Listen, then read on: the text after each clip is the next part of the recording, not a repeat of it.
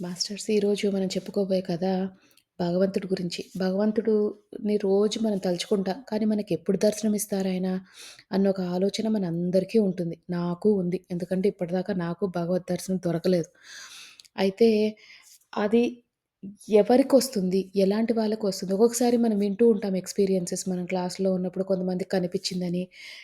కొంతమంది చక్కగా ఆ వెలుగుని చూడడం గానీ, భగవంతుడి రూపాన్ని చూడడం గానీ, మాట్లాడడం గానీ, సంభాషించడం గానీ, ఇవన్నీ వింటున్నాం. అది విన్నప్పుడల్లా అనిపిస్తది, అరే! మనకెందుకు కనిపిచ్చదు అని. అలా ఆ డౌట్ ఉన్న వాళ్ళందరికీ కూడా క్లారిఫై చేసే కథే ఈరోజు కథ. అయితే ఒక ఊర్లో ఒక గురువుగారు ఉండేవారు. ఆయనేంటంటే, ఆ ఊర్లో పిల్లలందరికీ విద్య చెప్పేవారనమాట. కాకపోతే విద్య అనేది రోజు స్కూల్‌కెళ్ళి వెనక్కి రావడం కాదు. పిల్లలందరూ కూడా స్కూల్‌కి వెళ్ళి అక్కడే ఉండాలి. అంటే గురుకులంకెళ్ళి అక్కడే ఉండాలి. 15, 16 సంవత్సరాలొచ్చినప్పుడు ఇంటికి పంపించేసేవారు. ఇంటికి పంపించేసి వాళ్ళ కులవృత్తి ఏదైతే అంటే కంసాలి వాళ్ళైతే కంసాలి పని, వ్యవసాయం చేసుకునే వ్యవసాయం పని, వడ్రంగి వాళ్ళంటే వడ్రంగి పని, అట్లా ఏ వృత్తికి సంబంధించిన నాలెడ్జ్ ఏదైతే ఉంటుందో జ్ఞానం అదంతా ఆ పిల్లలకి ఇచ్చి పంపించేవారనమాట. అంటే అంత నేర్పిచ్చేవారు ఆ కాలంలో. ఒక్క రూపాయి తీసుకునేవారు కాదు. ఈ తల్లిదండ్రులు ఏవైనా ఇస్తే అంటే ప్రేమగా ఇస్తే ఏదైనా తీసుకునేవారు కానీ అడిగేవారు గాదు. ఆహ్, చదువు అనేది బిజినెస్ కింద అనుకునేవారు కాదు. చదువు అనేది, జ్ఞానం అనేది ఫ్రీగా పంచిపెట్టేవారు. అది పద్ధతి. అయితే అలానే ఆ ఊర్లో భీముడు అని ఒక అబ్బాయి ఉండేవాడు. ఆ అబ్బాయి కొంచెం ఆహ్, మెతకనగా ఉండేవాడనమాట. ఎక్కువ తెలీదు. అందరిని నమ్మేసేవాడు. ఆహ్, కొంచెం పెద్దవాడైనా గూడా అంత ఎదగలేదనమాట. అయితే చిన్నప్పుడు వాళ్ళ అమ్మ ఇలానే గురుకులానికి పంపించింది. పంపించిన తర్వాత 15, 16 ఏళ్లయిన తర్వాత ఎంతో కొంత ఆయనకు ఓపికున్నంత గురువుగారు భీముడికి నేర్పిచ్చాడు. కాకపోతే ఆ భీముడికి చదువు అబ్బలే.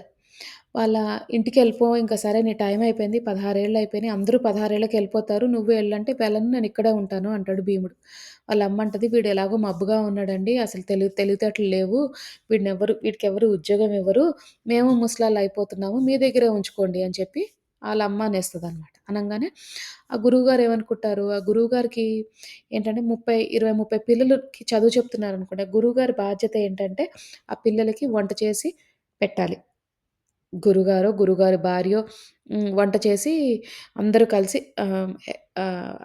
ఆ పిల్లని పోషించాలనమాట. అది ప్రతిరోజు పొద్దున్న, సాయంత్రం పిల్లలు పొద్దున్న పనులు చేసేవారు, మధ్యాహ్నం చదువుకునేవారు, మళ్ళీ అదే కుదిరినంత జ్ఞానాన్ని ఎంత కుదిరితే కథలు, జ్ఞానం అదంతా చెప్పి పంపించేవారనమాట. అయితే ఎలాగో వాళ్ళ భార్యకి కొంచెం హెల్ప్ కావాల్సొస్తుందని, సరేలే ఇక్కడే ఉంచుకుంటాం భీముడిని అని అనుకుంటాడు గురువుగారు. అయితే ఆ గురువుగారికి రాజుగారు ఒక పెద్ద పొలం ఇస్తారు. ఎందుకంటే పిల్లలకి మరి ఫుడ్ పెట్టాలి కదా! భోజనం పెట్టాలి ప్రతిరోజు. అందుకని వరి పొలం ఇస్తారు. దాన్ని సాగు పెట్టడానికి ఒక ఇద్దరు, ముగ్గురు కవులు కూడా ఇస్తారనమాట. అయితే ఈ ఈ భీముడు ఎవరైతే ఉన్నారో ఆ భీముడు గురువుగారి దగ్గరే ఉండిపోయాడు. వాడికొక 20 ఏళ్ళొచ్చినాయి. అందరూ 16 ఏళ్ళు, 15 ఏళ్ళ, 16 ఏళ్ళకెళ్ళిపోతే పిల్లలు వీడికి 20 ఏళ్ళొచ్చినా ఇక్కడే ఉన్నాడు. చూసుకుంటున్నాడు. అన్ని పనులు చూసుకుంటున్నాడు. వంట నేర్చుకున్నాడు. కొన్ని ఏ ఏ క్లాస్ ఉంటే ఆ క్లాస్‌లోకెళ్ళిపోయేవాడు. గురువుగారు ఏది చెప్పినా ఎళ్లి వినేవారనమాట. గురువుగారితో ఉన్న బంధం అయింది అట్లాంటిది. అయితే ఏమైంది ఒకసారి ఈ పొలం, ఈ వరి పొలం ఏదైతే ఉందో ఆహ్, ఆ కవులు ఎవరైతే పనిచేస్తారో వాళ్ళకి కుదరక ఆహ్, వాళ్ళు వెళ్ళిపోతారనమాట. అప్పటికప్పుడు ఆ పొలాన్ని చూసుకునేవాళ్ళు కావాలి ఎవరైనా కొంచెం చూసుకోవాలనమాట శ్రద్ధగా. అంటే వరి పొలానికి ఒక పీక్ టైమ్ అంటూ ఉంటుంది. ఒక 10 రోజులు అట్లా బాగా వరి అంతా బాగా అదంతా మనం ఆహ్, వరంతా తీసుకునే లోపు పిట్టలు అవన్నీ తినకుండా పొద్దున్నుంచి సాయంత్రం దాకా కాపలా కాయాలన్నమాట ఆ పొలానికి. ఎవరున్నారు అని చూస్తే ఆ కవులు లేరు గదా! కవులు మామూలుగా చూసుకునేవారు. ఈసారి ఏంటి ఆ కవులు లేరు అనేటప్పటికి ఆ గురువుగారికి ఒక శిష్యుడు ఉండేవాడు. అంటే ఒక ఒక అతను ఒక హెల్పర్ ఉండేవాడనమాట. అతనంటాడు, మన భీముడిని పంపిద్దామండి. ఆహ్, అతను ఎలాగో 20 ఏళ్ళొచ్చినాయి గదా! ఇప్పుడు ఎంతో కొంత పని నేర్చుకున్నాడు అని, అని అంటాడనమాట. అనంగానే సరే అనుకుంటారు. కాకపోతే భీముడి దగ్గరగా ఒక అలవాటుంది. ఏంటంటే, ఈ గురువుగారి అలవాటుని ఒకటి పట్టుకున్నాడు. గురువుగారు ఏంటంటే ప్రతిదానికి నమస్కారం గురువుగారు అంటే రామార్పణం అని అనేవారనమాట. అంటే ప్రతీదీ నా సర్వం రాముడికే అంకితం అని గురువుగారు అనేవారు. అది ఈ భీముడికి బాగా పట్టింది. ఏదైనా మాట్లాడినప్పుడు గూడా ముందో రామార్పణం, వెనకో రామార్పణం పెట్టేవాడు భీముడు. ఏంటంటే, "ఎలా ఉన్నావు భీముడు" అంటే, "బావున్నానండి రామార్పణం" అనేవాడు. "ఏం తిన్నావంటే" "పప్పన్నం తిన్నానండి రామార్పణం" అనేవాడు. అట్లా అనేటప్పుడు ఆ నోట్లో ఊత పదంలాగా అయిపోయిందనమాట రామార్పణం అన్నది. ఆ రామార్పణం అన్నప్పుడు ఒకసారి అడుగుతారు గురువుగారిని. రామార్పణం ఏంటంటే, "ఏంటి గురువుగారు" అని అడిగితే, "సర్వం రాముడికే అర్పితం రామార్పణం" అని అంటారనమాట గురువుగారు. దాన్ని పట్టుకొని ఇతను ఈ అబ్బాయి ఆహ్, కంటిన్యూ చేసుకొని అలా వెళ్తాడనమాట. అంటే ఆహ్, ఆ పొలంలోకి వెళ్తాడు. ఆహ్, అంటే వెళ్లి చూసొస్తాడు. అమ్మో! ఈ పొలం చాలా దూరం ఉంది అండి అని చెప్తాడనమాట గురువుగారికి. అవును. అందుకనే ఏం చేస్తావంటే పొద్దున్నే వెళ్ళి నువ్వు సరుకులన్నీ తీసుకెళ్ళు. అక్కడ నీకు వంట చేయడం వచ్చింది కదా! ఇన్ని రోజులు పిల్లలకి ఇక్కడ వంటకి హెల్ప్ చేసావు. నీకు వంట చేయడం వచ్చింది. వంట చేయగలవు. చాలా బాగా చేస్తావు. నీ పేరుకు తగ్గట్టే నలబీమ పాకాలు వండుతావు. సో, ఇంకా నువ్వు తీసుకెళ్ళు. సరుకులు తీసుకెళ్ళి అక్కడ వంట చేసుకో. చిన్న పొయ్యి పెట్టుకో, వంట చేసుకొని రా అని చెప్తాడు. ఆహ్, నచ్చింది. ఇతనికి ఐడియా నచ్చింది. భీముడికి. మర్నాడు పొద్దున్నే ఏం చేస్తాడు, ఆ రోజుల్లో ఏంటంటే ఎక్కువ కూడా కాదు. అన్నం కొంచెం పప్పు వండుకుంటే సరిపోద్ది. తాలింపు గింజలు కొన్ని ఉంటే చాలంతే. ఎక్కువ గూడా వండుకునేవారు గాదు. ఇప్పటిలాగా 4, 5 రకాలు ఉండాలని కూడా లేదు అన్నం తినేటప్పుడు. సో, అయితే ఏం చేస్తారాయన ఆహ్, ఆహ్, పొద్దున్నే లేసి భీముడు తయారయ్యి ఇవన్నీ పొట్లాలు కట్టుకొని 2, 3 గిన్నెలు ముందు రోజెళ్లి పొలం చూసొచ్చాడు కదా! ఎక్కడుందో ఏంటో అక్కడ కొన్ని గిన్నెలు పెట్టుకొనొచ్చాడనమాట వంట చేసుకోడానికి. అయితే ఈ సరుకులన్నీ తీసుకొని బయలుదేరాడు. బయలుదేరంగానే అక్కడికెళ్ళాడు. పొద్దున్నే పొద్దున్నే ఎళ్ళాలి. మళ్ళీ తిరిగొచ్చేయాలి సాయంత్రం కల్లా. వచ్చేసాడు. వచ్చేసిన తర్వాత ఈ గురువుగారి దగ్గర ఒక హెల్పర్ ఉన్నాడు గదా! ఒక పని చేసే అతను అడుగుతాడు. "ఏమైందయ్యా? ఎట్లా ఉన్నావు? తిన్నావా?" అంటే, "ఎక్కడ కుదిరిందండి? ఎక్కడ తినడానికి అయ్యిందండి? నాకు సరిపోలేదు. అన్నం సరిపోలేదంటే" అతను అనుకుంటాడు హెల్పరు ఏంటో పాపం ఆహ్, ఎదుగుతున్న పిల్లోడు గదా! పాపం హ్మ్. సరిపోలేదేమో అన్నం అని రేపు 2 పిడికడులు అన్నం గుప్పెడు 2 గుప్పెడులతో అన్నం ఇస్తాడన్నమాట. బియ్యం ఇస్తాడు వండుకోడానికి. పప్పు కూడా కొంచెం ఎక్కువిస్తాడన్నమాట బియ్యం. పప్పు గింజలు కొన్ని ఎక్కువిస్తాడు. ఇవ్వంగానే తీసుకెళ్తాడు. తీసుకెళ్ళంగానే మళ్ళీ ఇంటికొచ్చేటప్పటికి ఈవినింగ్‌కి, సాయంత్రంకి అడుగుతాడన్నమాట. "ఏమైంది? ఎలా ఉంది?" అంటే, తిన్నావా ఈరోజైనా?" అంటే, "లేదండి నాకు సరిపోవట్లేదంటే" "ఏమోలే ఒక్కడే ఉన్నాడు గదా! ఏ పిట్టలకో, గిట్టలకో ఫుడ్ పెడుతున్నాడేమో తోచదు గదా! బోర్ కొడుతుంటది. అందుకని అట్లా పెడుతున్నాడనుకుంటాడు. 3 రోజులైంది, 4 రోజులైంది ఒకటే కథ అసలు తినట్లేదు నాకు సరిపోవట్లేదు అన్నం అంటాడు. ఇంతింత అన్నం ఇచ్చినా ఒక ఐదుగురికి అన్నం పెట్టే అంత ఇచ్చినా గూడా సరిపోవట్లేదంటాడు. ఇక ఇతనికి డౌటొచ్చింది. ఏదో తప్పు జేస్తున్నాడని ఆ హెల్పర్ ఏం జేస్తాడు, ఆ పని జేసే అతను, ఆ గురువుగారి దగ్గర పనిజేసే అతను ఎళ్లి గురువుగారికి చెప్తాడు. కంప్లెయింట్ జెప్తాడు. గురువుగారు అడుగుతారు. "ఏమైందయ్యా? ఏమైంది? అసలు ఏంటి సంగతి?" అంటే లేదు "నువ్వు తింటున్నావా?" అంటే "లేదండి తినట్లేదు" అంటాడు. "మరి తీసుకెళ్తున్నావు గదా ఫుడ్" అంటే "తీసుకెళ్తున్నానండి రామార్పణం" అంటాడు. మరి తినట్లేదంటే "తినట్లేదండి రామార్పణం, సరిపోవట్లేదండి రామార్పణం." "అసలు ఏమైందో విడదీసి చెప్పు" అంటే అప్పుడు చెప్తాడన్నమాట. మొదటి రోజు నేను అన్నం వండుకున్నానండి. నాకు మీరు గురుకులంలో ఏం జెప్పారు? ఎవరికైనా మీరు ఒక ముద్ద పెట్టిన తర్వాతే మీరు తినాలి అన్నారు. కుక్కకో, పిల్లికో లేకపోతే మనుషులకో ఏదైనా అన్నం పెట్టిన తర్వాతే మీరు తినాలన్నారు. నేను అక్కడ చూసాను. ఏమీ రావట్లేదు. పిట్టలు గిట్ల ఏం రాలేదు. కూర్చొని రామార్పణం అనుకున్నానండి. మనస్ఫూర్తిగా అనుకున్నాను. ఎవరికైనా ఇవాళ భోజనం పెట్టాలని. అప్పుడే ఒకతనొచ్చాడు. అతనొచ్చి "ఏం చేస్తున్నావు నాయనా" అంటే, "నేను ఇలాగ ఎవరికైనా భోజనం పెట్టడానికి ఆలోచిస్తున్నాను. ఎవరు కనిపించలేదు" అంటే, "నేను ఆకలి మీద ఉన్నాను. నాకు కొంచెం అన్నం పెట్టు" అన్నాడు అతను అని అంటాడనమాట. సరే అని అతనికి అన్నం పెట్టాను. కాకపోతే అతను ఆకలి మీద ఉన్నాడు. నా అన్నం మొత్తం తినేసాడండి. అదేంటోనండి ఆయనకి తినేసాక నాకు ఆకలే ఎయలేదండి రామార్పణం అంటాడనమాట. అనంగానే మరి రెండో రోజు ఏమైందిరా అంటే, రెండో రోజు ఆయన ఇంకో వాళ్ళ ఆవిడని తీసుకొచ్చాడండి. వాళ్ళ ఆవిడ చాలా అందంగా ఉందండి. ఆళ్ళిద్దరూ అన్నం తినేసారండి వండుకున్నది. ఇక నేను తిందామంటే నాకేం మిగలలేదండి. కానీ వాళ్ళిద్దరు తిన్నాక నాకెందుకో ఆకలేయలేదండి రామార్పణం అని అంటారు. అనంగానే మూడో రోజు ఏమైందిరా అంటే, అట్లా ప్రతిరోజు వస్తున్నారంటే అసలు ఎవరొస్తున్నారు? ఏం జేస్తున్నారు? అనంటే, అప్పుడు తర్వాత అర్థమైందేంటంటే, గురువుగారికి అర్థమైంది. ఇది రామార్పణం, రామార్పణం అంటుంటే స్వయంగా రాముల వారు, రాముడు, సీతాదేవి, లక్ష్మణుడు వీళ్ళందరూ ప్రతిరోజు వస్తున్నారనమాట. అయితే రాముల వారు, సీతాదేవి, లక్ష్మణుడు అలా అందరూ వస్తున్నారనమాట తినడానికి. ఇతని దగ్గర భోంచేయడానికి, భీముడి దగ్గర భోంచేయడానికి ప్రతిరోజు వస్తున్నారు. ఆ గురువుగారికి అర్థమైపోయి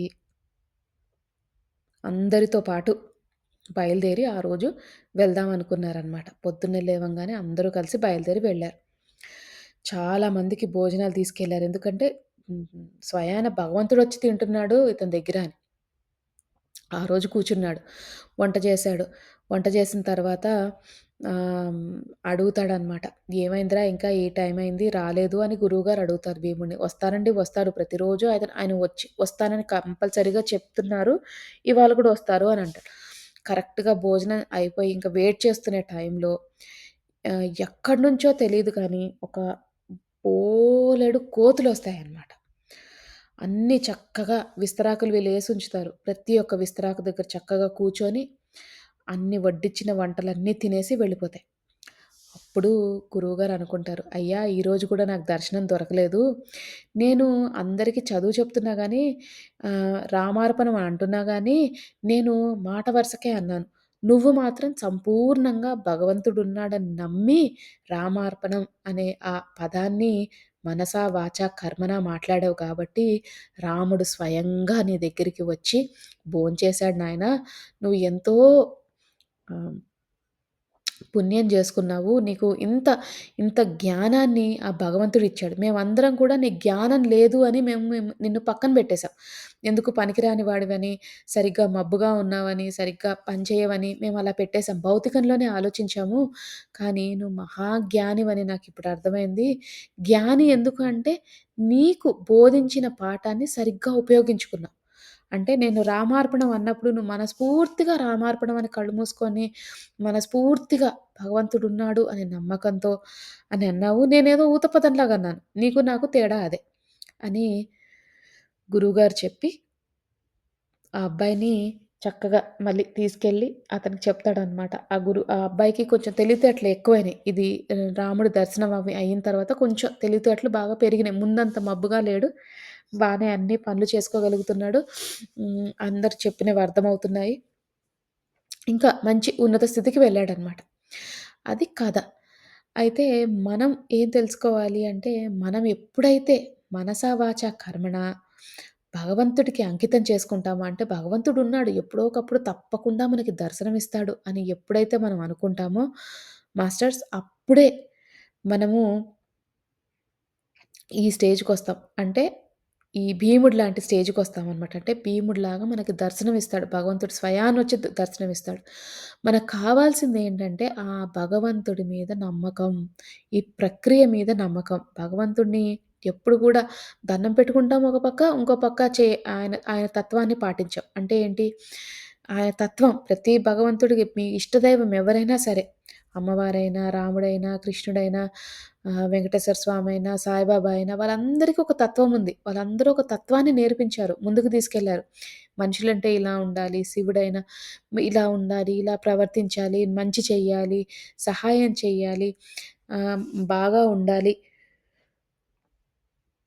అని వాళ్ళు ఎంతో చక్కగా మనకి తత్వాన్ని నేర్పించారు. ఆ తత్వాన్ని ఫాలో అయినప్పుడు అంటే వాళ్ళు చెప్పింది మన తత్వం ఆళ్ళు చెప్పిన తత్వాన్ని మనం మనసా వాచా కర్మణ నమ్మినప్పుడు వాళ్ళు చెప్పిన తత్వం మనము చక్కగా పాటించినప్పుడు, నలుగురికి సహాయం చేసినప్పుడు తప్పకుండా తప్పకుండా మనము భగవంతుడి దర్శనం చేసుకోగలం. ఇప్పటిదాకా మనం చేసుకోలేకపోయామంటేనే దానికర్థం మనము కరెక్ట్‌గా ఇంకా అంటే ఎక్కడో లోపించింది మన భక్తి. అది ఎప్పుడైతే మనం ఆ బ్లాక్స్ అన్నీ క్లియర్ చేసుకుంటామో మాస్టర్స్ తప్పకుండా భగవద్ దర్శనం తప్పకుండా అవుతుంది మనకి. మనస్ఫూర్తిగా ఆ భగవంతునితో అనుసంధానం అవ్వాలని కోరుకుంటూ మీరు ఇప్పుడు ధ్యానం చేసుకుందాం మనమందరం. అందరూ స్థిర సుఖాసనంలో కూర్చోండి. అంటే మీకు ఏ పొజిషన్ కంఫర్టబుల్‌గా అనిపిస్తే ఆ పొజిషన్‌లో కూర్చోండి.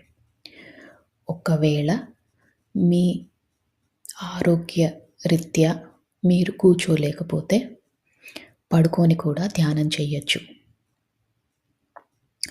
కూర్చున్నప్పుడు మీరు వెన్నుముక్క స్ట్రెయిట్‌గా ఉండేటట్టు చూడండి.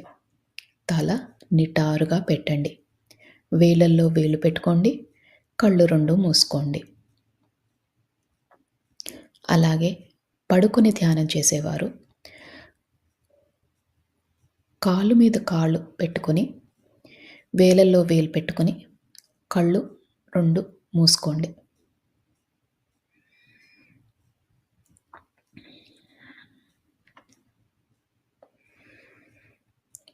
ఇప్పుడు మనము నిండు శ్వాసని తీసుకుందాం. అంటే శ్వాస ఎంత నిండుగా ఉండాలంటే, మనం శ్వాస లోపలికి పీల్చుకుంటున్నప్పుడు, ఈ విశ్వంలోని సమస్త కాస్మిక్ ఎనర్జీ అంతా కూడా మీ శరీరంలోకి వెళ్తున్నట్టు భావించండి. ఈ విశ్వంలో ఎంతో మంచి పాజిటివ్ ఎనర్జీ ఉంది. అదంతా కూడా మనం స్వీకరిస్తున్నాం. మన శరీరాన్ని, మన మనసుని ఓపెన్ చేసి పెట్టుకున్నాం. ప్రతి ఒక్క కాస్మిక్ ఎనర్జీ గానీ, పాజిటివ్ ఎనర్జీ గానీ రిసీవ్ చేసుకునే స్థితిలోకి వెళ్ళబోతున్నాం. అందుకని చక్కగా ఒక్క నిండైన శ్వాస తీసుకోండి.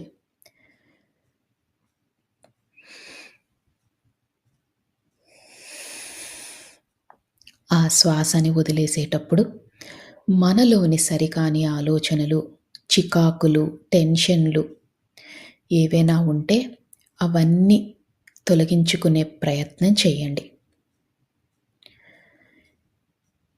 ఈ నిండైన శ్వాస తీసుకున్నప్పుడు మీ ఊపిరితిత్తులు నిండుగా అనిపిస్తాయి.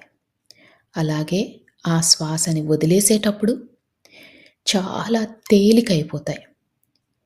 దీన్ని గమనించండి. ఇలానే ఒక 5 సార్లు నిండైన శ్వాస తీసుకొని వదిలేసే ప్రయత్నం చేయండి.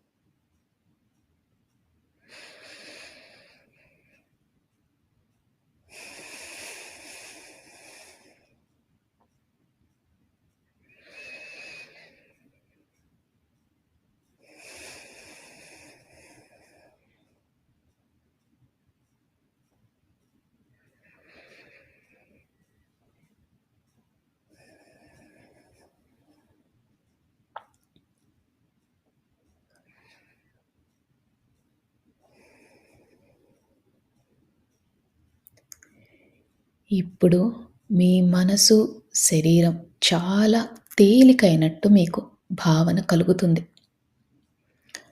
మనమిప్పుడు శరీరంలో ప్రతి భాగాన్ని రిలాక్స్ చేసుకునే ప్రయత్నం చేద్దాం.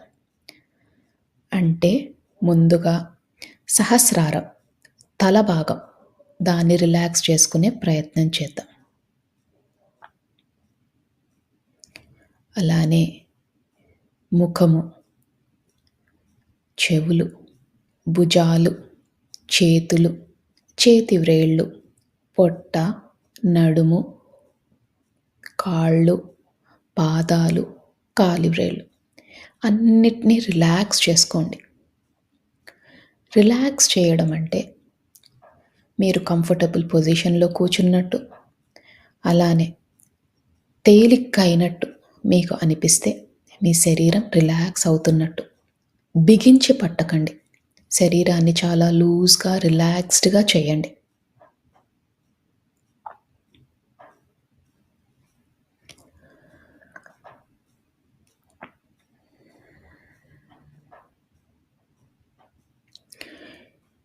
ఇప్పుడు మీ శరీరం అంతా రిలాక్స్ అయింది. మీ మనసు కూడా చాలా తేలిక అయింది. ఇక అతి ముఖ్యమైన విషయం, మీరు ఎలాంటి సమస్యతో బాధపడుతున్నా, ఎలాంటి స్థితిలో ఉన్నా, ఇదంతా తాత్కాలికమని మాత్రమే గుర్తించండి. ఎందుకంటే ఏ సమస్యకైనా ఒక సమాధానం ఉంటుంది. దాని దొరికే ప్రయత్నమే, దాన్ని కనుక్కునే ప్రయత్నమే ఈరోజు మనం చేసే ఈ ధ్యానం. అందుకని శరీరం అంతా రిలాక్స్ చేస్తున్నాం, మనసుని రిలాక్స్ చేస్తున్నాం. ఎలాంటి పరిస్థితులైనా కూడా ఒక అరగంట పాటు మనం అది పక్కన పెడుతున్నాం, అంటే దాన్ని మర్చిపోయే ప్రయత్నం చేస్తున్నాం. మరి ఇది మర్చిపోవాలంటే మనకి ఆ భగవంతుని శక్తి కావాలి. మీ ఇష్టదైవమైన, ఎవరైనా మీ ఇష్టదైవం ఉంటే ఆ ఇష్టదైవాన్ని మనస్ఫూర్తిగా నమస్కరించుకోండి.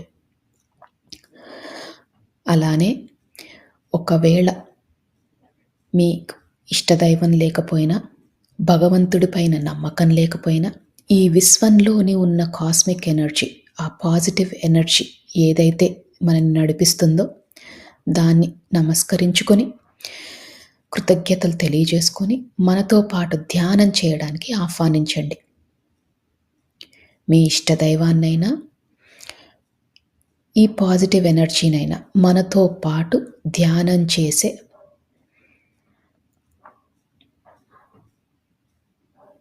అవకాశాన్ని మనకి ఇవ్వమని మనస్ఫూర్తిగా ఆర్తితో చెప్పుకోండి.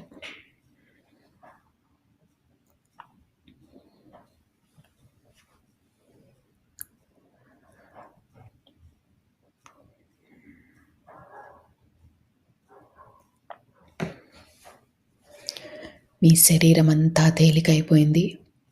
మీ మనసు కూడా చాలా తేలిగ్గా ఉంది. ఇక మనం ధ్యాన లోతుల్లోకి వెళ్దాం.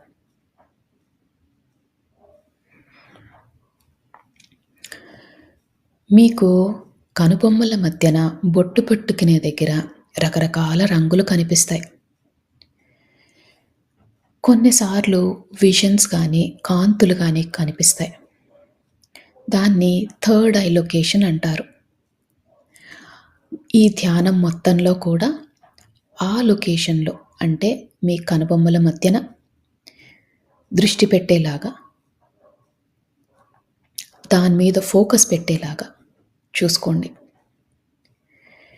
మీకు ఎప్పుడు ఆలోచనలు వచ్చినా నెమ్మదిగా శ్వాస మీదికి ధ్యాస మరల్చండి. ఆలోచనలు వస్తూ ఉంటాయి, అది చాలా సహజం.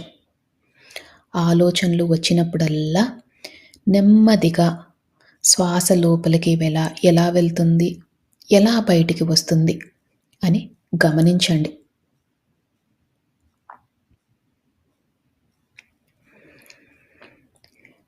ఆలోచనలతో పోట్లాడొద్దు. నెమ్మదిగా శ్వాస మీదికి ధ్యాస మరల్చండి.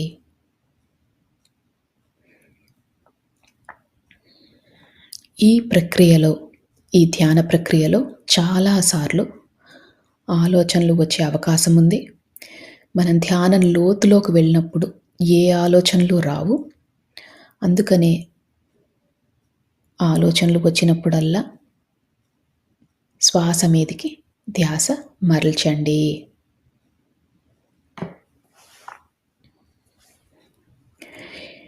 మనం ధ్యాన లోతుల్లోకి వెళ్ళబోతున్నాము. ఇక 3 సార్లు మళ్ళీ మంచి నిండైన శ్వాస తీసుకొని వదిలేయండి. శ్వాస తీసుకుంటున్నప్పుడు మీతో పాటు ఉన్న భగవంతుని శక్తి కూడా మీ దగ్గరికి వస్తున్నట్టు, అలానే ఈ విశ్వంలోని కాస్మిక్ ఎనర్జీ శక్తి అంతా కూడా మీ శరీరంలోకి వెళ్తున్నట్టు భావించండి. ఈసారి ఆ శక్తి రెండింతలయ్యింది. ఎంతో అద్భుతమైన ఈ శక్తిని మనం స్వీకరిస్తున్నాం. అందుకని శ్వాస లోపలికి వెళ్ళేటప్పుడు చక్కగా నిండుగా మీ ఊపిరితిత్తులన్నీ కూడా నిండుగా అయ్యేటట్టు భావించి ఆ శ్వాసని తీసుకొని మళ్ళీ వదిలేయండి. ఇలా 3 సార్లు చెయ్యండి.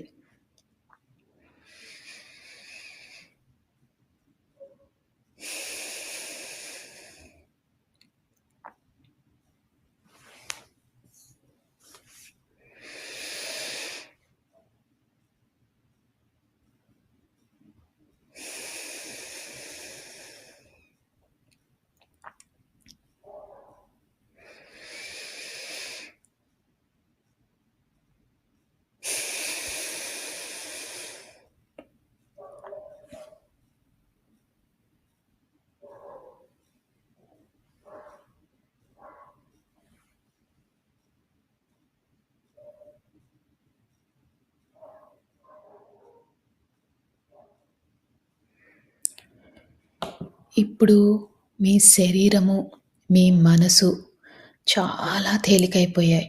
ఇంకా మీరు ధ్యాన లోతుల్లోకి వెళ్లారు.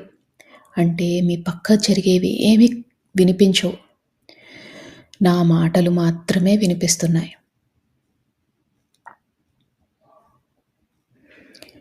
ఆ కనుబొమ్మల మధ్యన ఉన్న ఆ ప్రదేశాన్ని అంటే థర్డ్ ఐ లొకేషన్‌ని బాగా ఫోకస్‌లో పెట్టండి. ఒక్కోసారి మీకు ఆ థర్డ్ ఐ లొకేషన్‌లో కొంచెం భారంగా అనిపించినా, నొప్పిగా అనిపించినా అది చాలా సహజం.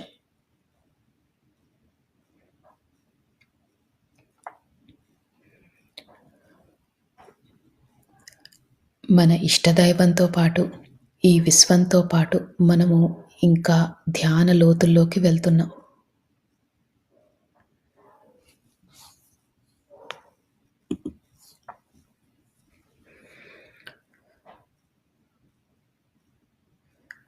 ఈ ధ్యాన లోతుల్లోకి వెళ్ళేటప్పుడు మీరు గమనించాల్సిన విషయం, మీ శరీరమంతా చాలా తేలికైపోయింది. మీకు ఎలాంటి ఇబ్బందులు లేవు. మీరు చాలా ధ్యాన స్థితికి వెళ్ళబోతున్నారు. ఈ విశ్వం మనకు సహకరిస్తుంది. మనము అద్భుతమైన స్థితికి వెళ్ళబోతున్నాం. మనకున్న పరిస్థితులు తాత్కాలికం మాత్రమే.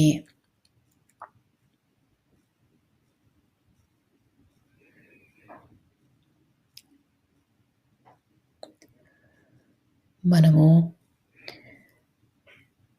ఈ జీవితానికి, ఈ విశ్వానికి, మన ప్రయాణానికి, ఈ జీవన ప్రయాణానికి కృతజ్ఞతలు తెలియజేసుకోవాలి.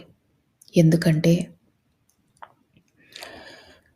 ఎంతో అదృష్టం ఉంటే మనం ఈ ధ్యాన మార్గంలోకి వచ్చాము.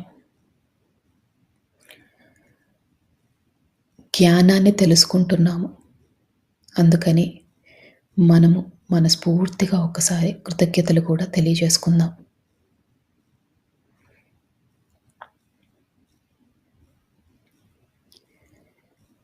ఈ కృతజ్ఞతలు తెలియజేసినప్పుడు మీ శరీరం ఇంకా తేలికవుతుంది. ఎందుకంటే మీలోని సరికాని ఆలోచనలన్నీ తొలగిపోయాయి. మీరు ఎంతో రుణపడి ఉన్నారు ఈ అవకాశానికి, ఈ విశ్వానికి.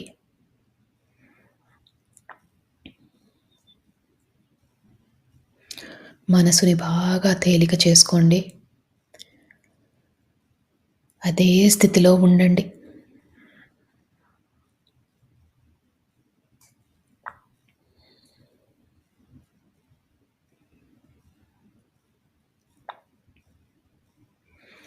ఆలోచనలు వస్తూ ఉంటాయి. ఆలోచనలు వచ్చినప్పుడల్లా కూడా నెమ్మదిగా శ్వాస మీదికి ధ్యాస మరల్చండి.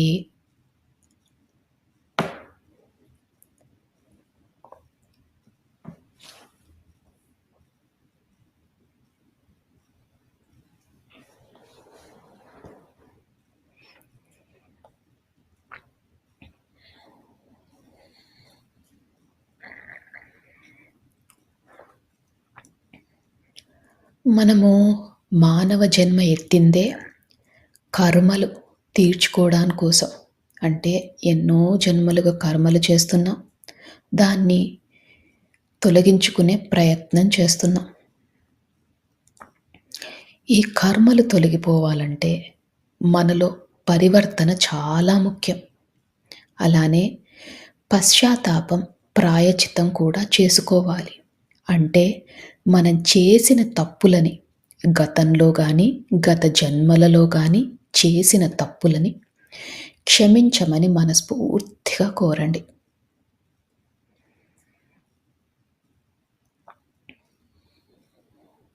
అలానే పరివర్తనలో ఉంటాము అని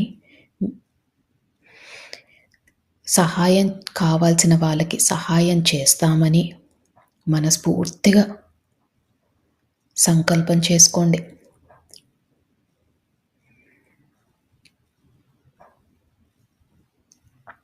మా వద్దకు సహాయం కోరి వచ్చిన వారికి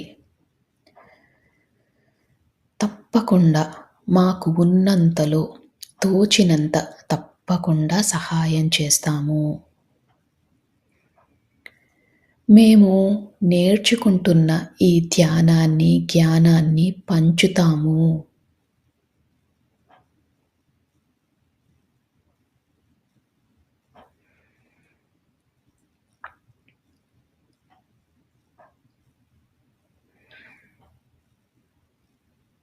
ప్రతి జీవాత్మకు కూడా మా వల్లే సుఖంగా బ్రతికే హక్కు ఉందని తెలుసుకున్నాము.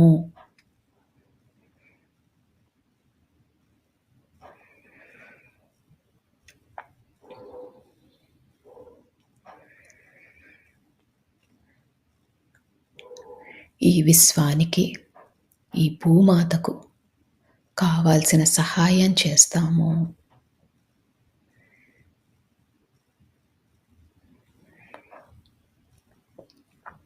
ఈ సంకల్పాలు మనం చెప్పుకున్నప్పుడు మీ శరీరం ఇంకా తేలికవుతుంది. మీ మనసు కూడా బాగా తేలికవుతుంది.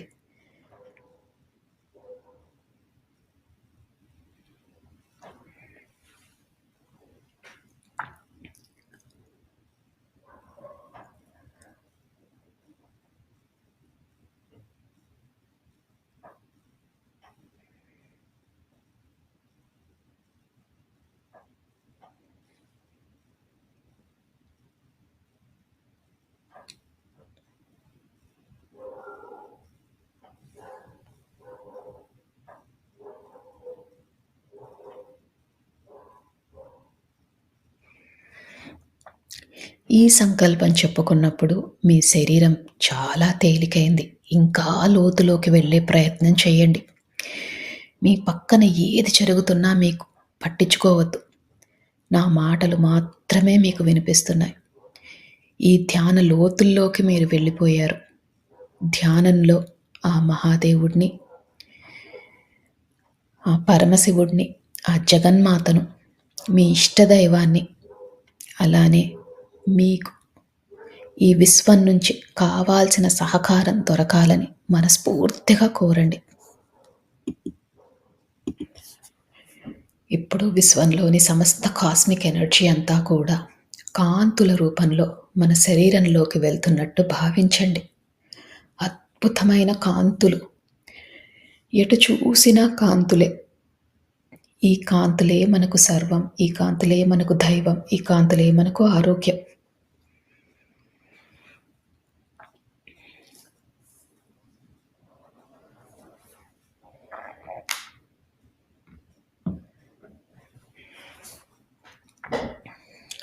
ఈ అద్భుతమైన కాంతుల వల్ల మన శరీరం చాలా ఆరోగ్యంగా ఉంటున్నట్టు భావించండి. అలానే ఈ ధ్యానం చేసినందువల్ల మనలోని సరికాని ఆలోచనలు అన్నీ తొలగిపోతున్నట్టు భావించండి.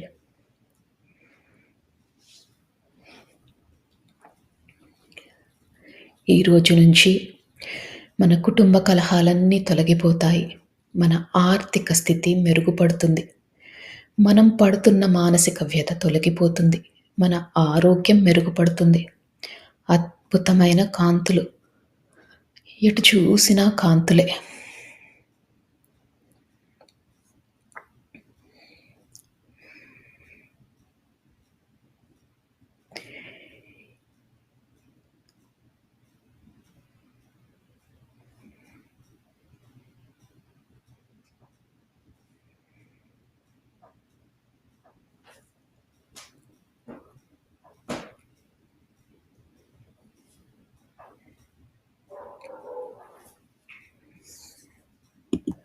ఇంకా ఇంకా ధ్యాన లోతుల్లోకి వెళ్తున్నారు.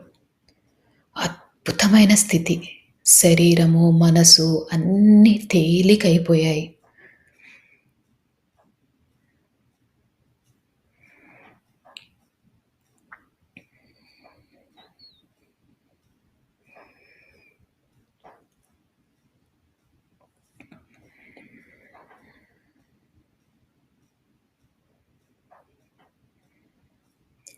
ఒకవేళ ఆలోచనలు వస్తుంటే, ఆలోచనలని వాటితో పోట్లాడకుండా నెమ్మదిగా శ్వాస మీదికి ధ్యాస మరల్చండి.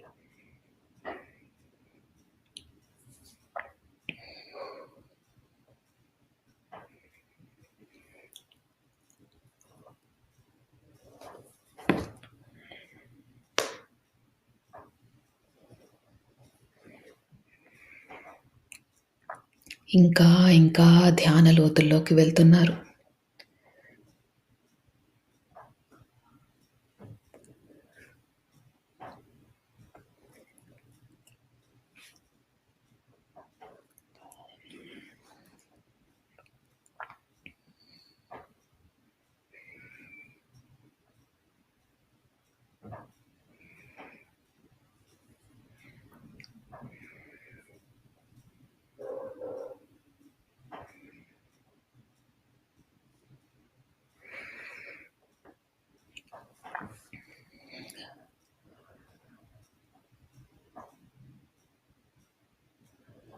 కనుబొమ్మల మధ్యన బొట్టు పెట్టుకునే దగ్గర మీకు రంగులు కనిపించినా, కాంతులు కనిపించినా, విజన్స్ కనిపించినా ఇంకా లోతుకు వెళ్ళండి.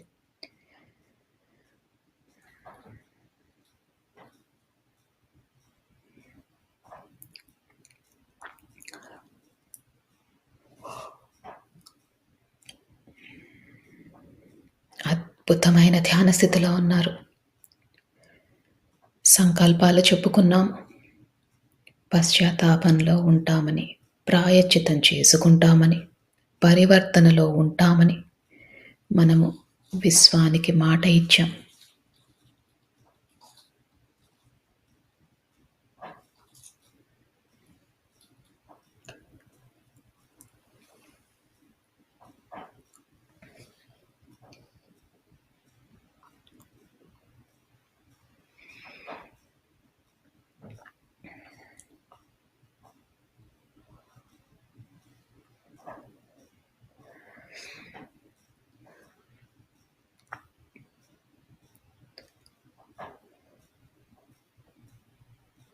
మీ శరీరాన్ని గమనించండి.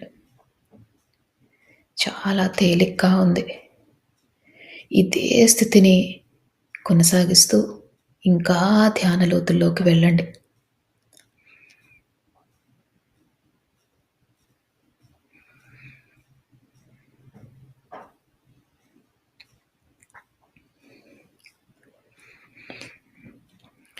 ఇప్పుడు మీరు ఈ జన్మలో ఎవరినైనా మీరు బాధ పెట్టి ఉంటే మనస్ఫూర్తిగా వాళ్ళకి క్షమాపణలు తెలియజేసుకోండి.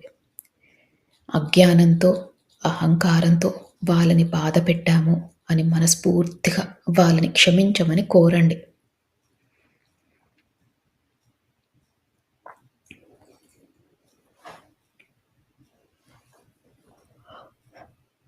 అలానే ఎవరైనా మిమ్మల్ని బాధ పెట్టి ఉంటే ఈ ఈ గతంలో వారిని మనస్ఫూర్తిగా మీరు క్షమించండి.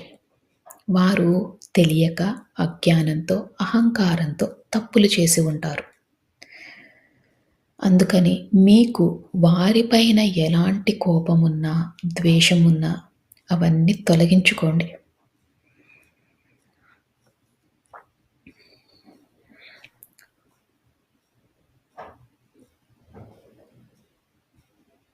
ఇలా చేసినప్పుడు మన మనసు శూన్యమవుతుంది.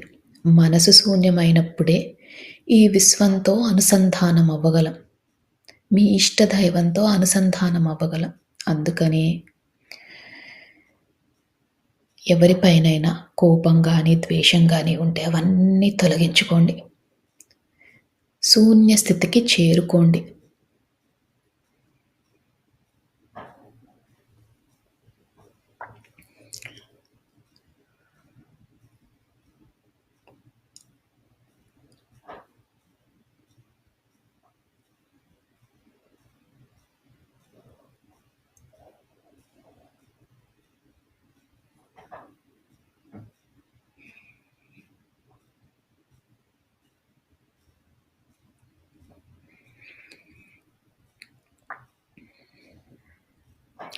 ఎప్పుడైతే మనం క్షమాపణలు కోరామో, మనని బాధపెట్టిన వారిని క్షమించామో, మన మనసు శూన్య స్థితికి చేరుకుంది. మీరు ఇంకా ధ్యాన లోతుల్లోకి వెళ్తున్నారు. ఆ విశ్వంతో అనుసంధానం అవుతున్నారు.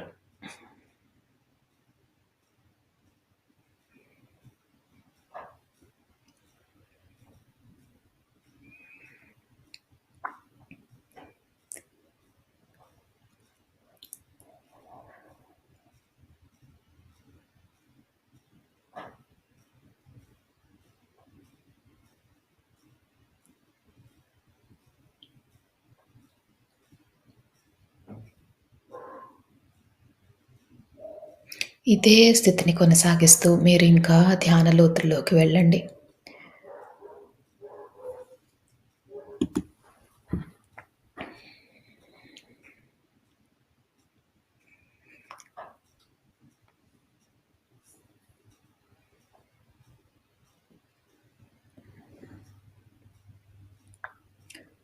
అద్భుతమైన ధ్యాన స్థితిలో ఉన్నారు.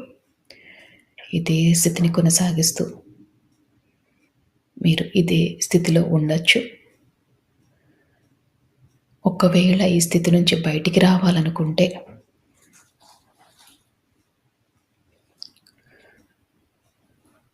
మీ శరీరాన్ని కొద్దిగా కదపండి. నెమ్మదిగా మీ ధ్యాన స్థితిలో నుంచి బయటికి రండి. చేతులు రెండు విడదీయండి.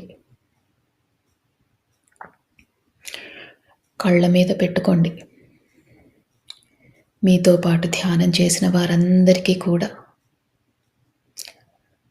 మనస్ఫూర్తిగా కృతజ్ఞతలు తెలియజేసుకోండి. ఈ విశ్వానికి కృతజ్ఞతలు తెలియజేసుకోండి. మీ ఇష్ట దైవానికి కృతజ్ఞతలు తెలియజేసుకోండి. మీ మాస్టర్స్కి కృతజ్ఞతలు తెలియజేసుకోండి.